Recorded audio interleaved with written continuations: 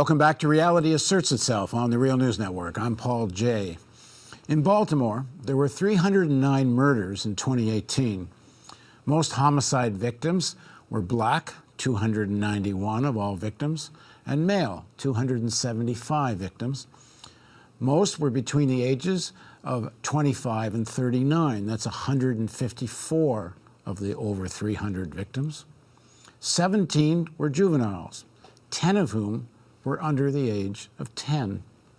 So far in 2019, that's mid-March, there have been 53 murders, and summer is coming. The city is likely to see more than 300 murders again. That's more than New York City, 13 times the size of Baltimore.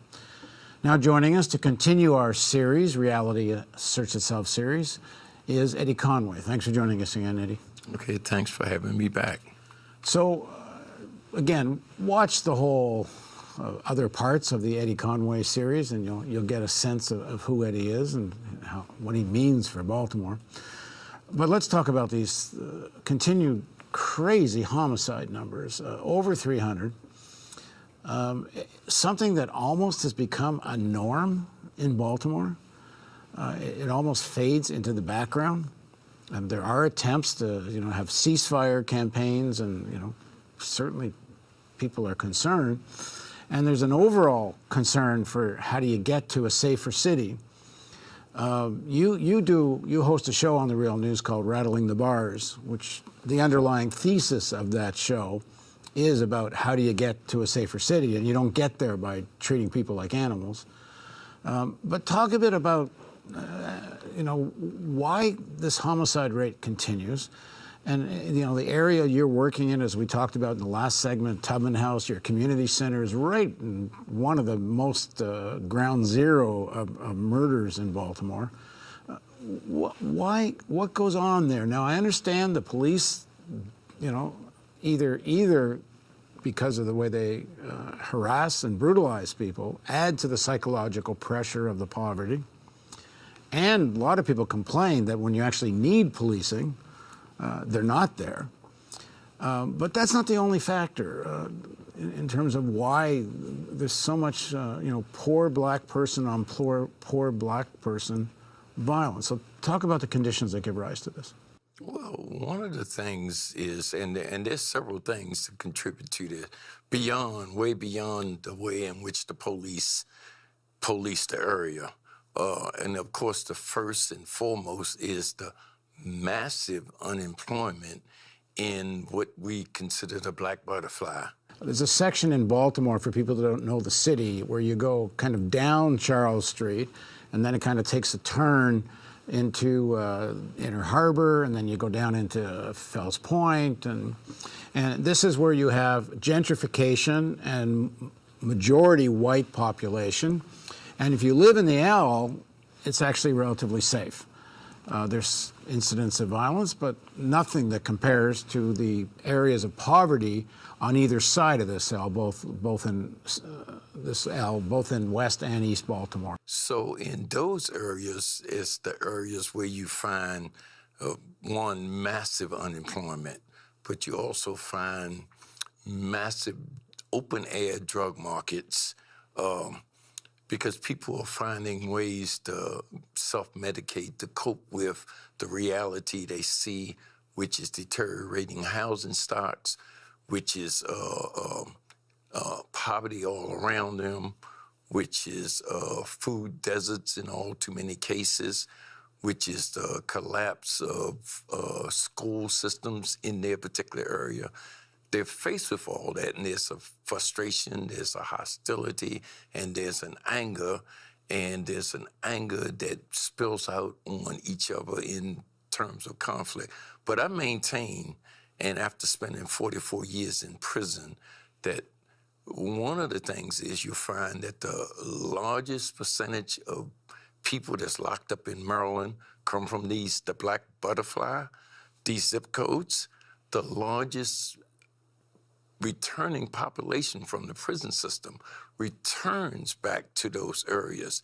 And what I've observed in the prison system is you take people from an urban environment, young black men from an urban environment, women too now, and you send them to rural area prisons where you have a white culture and a white kind of attitude that thinks that, one, that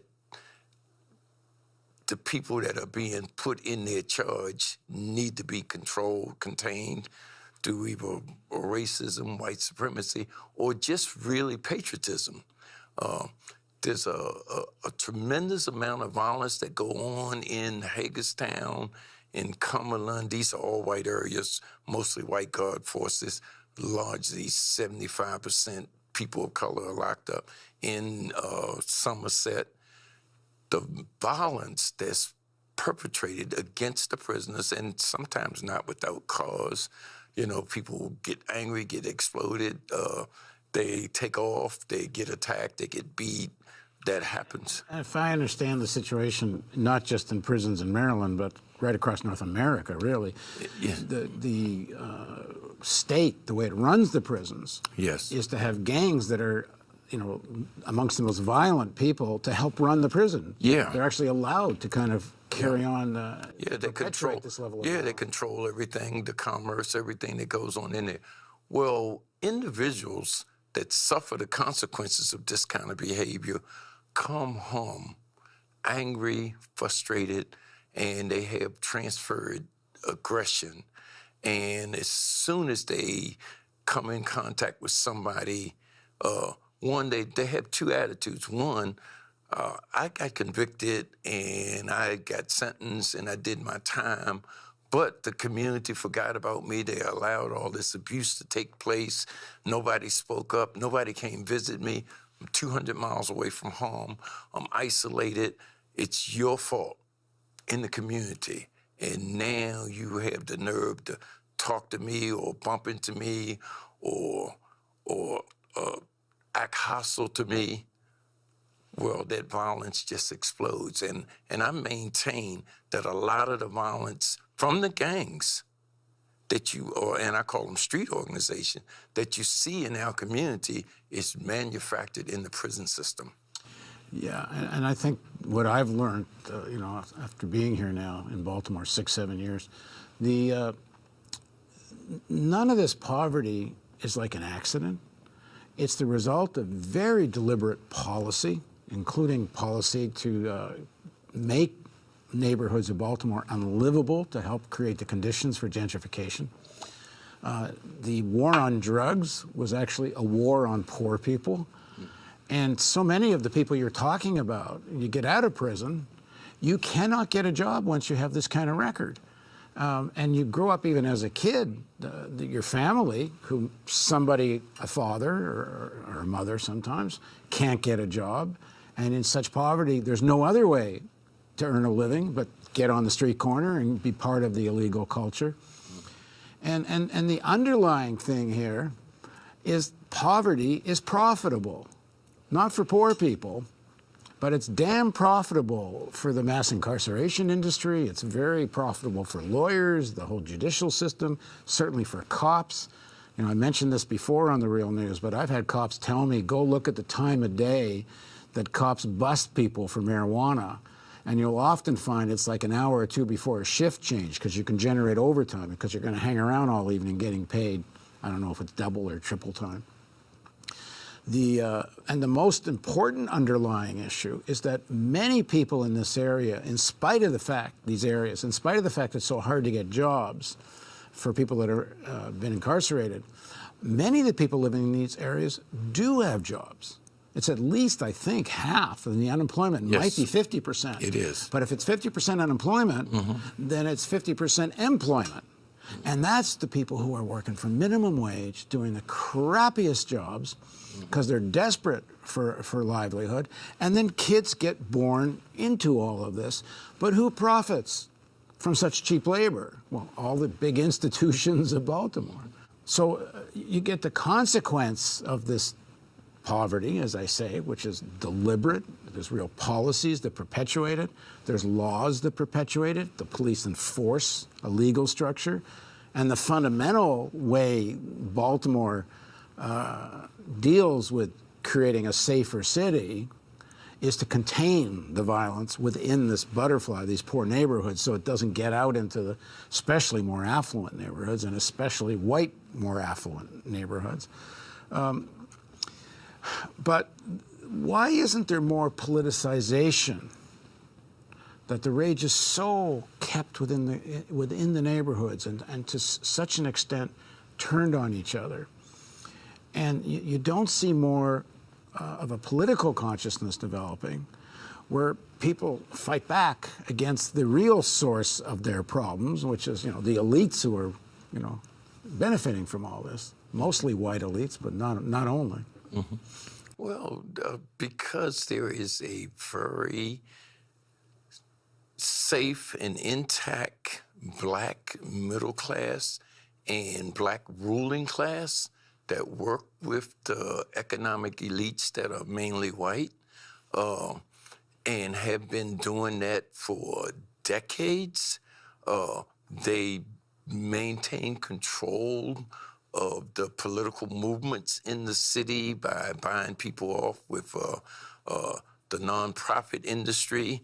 They find out who's the most loud activists, and they scoop in. They give them city jobs. They give them fellowships. They give them publicity. They declare them the 100 most successful people for this year, and they buy people off. They buy them off. They redirect them, and they even give grants. And the grants are incumbent upon how you behave next year, whether you get another grant. And they have been doing this for decades, and it's called weed and seed. And the people that don't buy into that end up either getting locked up or marginalized in such a way, or either they find ways in which to assassinate the characters and make them non-viable in terms of organizing. Now, there are some signs of change. Mm-hmm. There's a small group now in city council that are quite progressive and are calling for much more fundamental change and advocating policies that tend to alleviate this situation.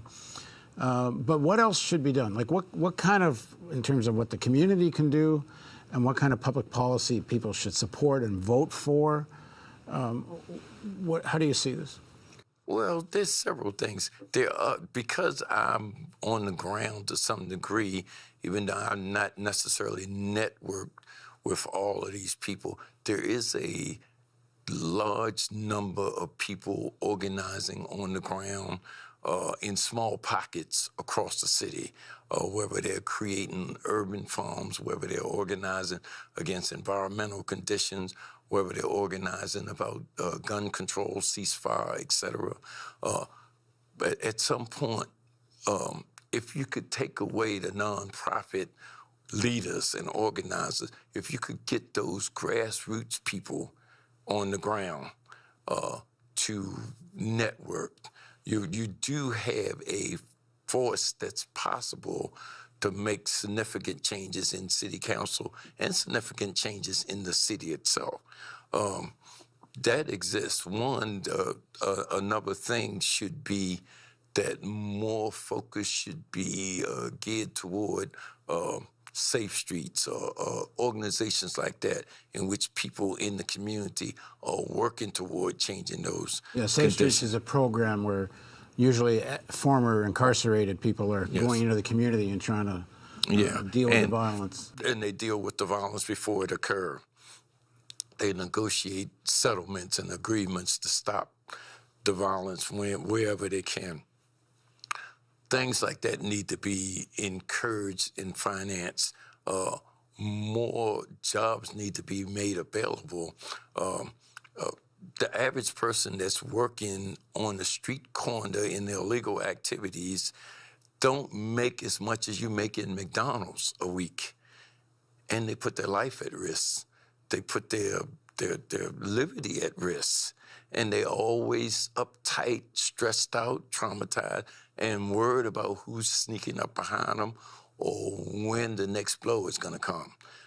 If they could make a living wage, that's $15 an hour. If they could make a living wage, they would gladly take any job. I've talked to young people like this all the time, and they say, get me a job that would do that.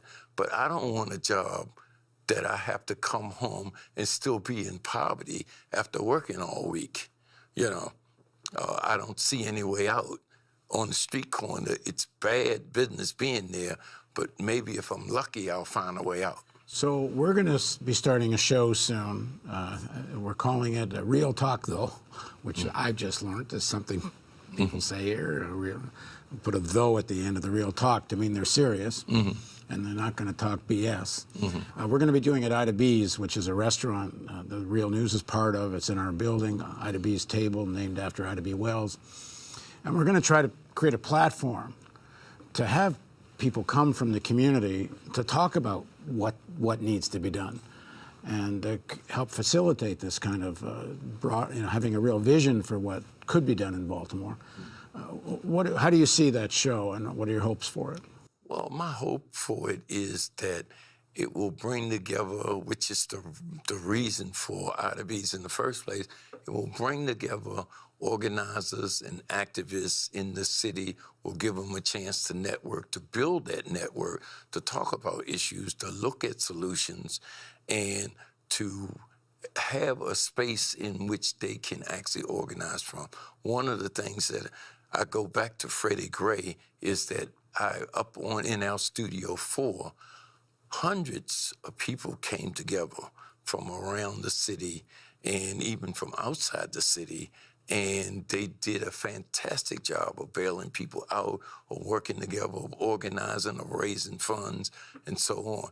They lost that momentum because they were kind of like sidetracked, but there's nothing to sidetrack people now. So if we make that space available and we get people in there, that at least give the possibility of creating that network that we need to influence and impact 2020.